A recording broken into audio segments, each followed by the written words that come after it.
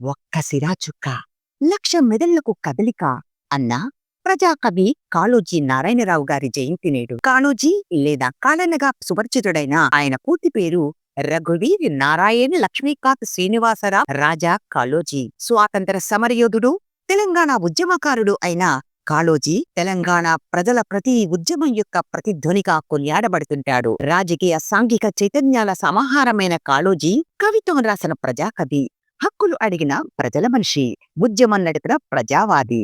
నిజాం దమననీతికి, నిరంకుశత్వానికి, అరాచక పాలనకి వ్యతిరేకంగా కలంజిత్తిన కాళోజీ తెలంగాణ తొలిపుత్తు. అన్యాయాన్ని ఎదిరిస్తే నా గొడవకు సంతృప్తి, అన్యాయం అంతరిస్తే నా గొడవకు ముక్తి ప్రాప్తి, అన్యాయాన్ని ఎదిరించిన వాడే నాకారాధ్యుడు అని సగర్వంగా ప్రకటించి ఉద్యమమే ఊపిరిగా జనించిన ప్రజాకవి కాళోజీ నారాయణరావు.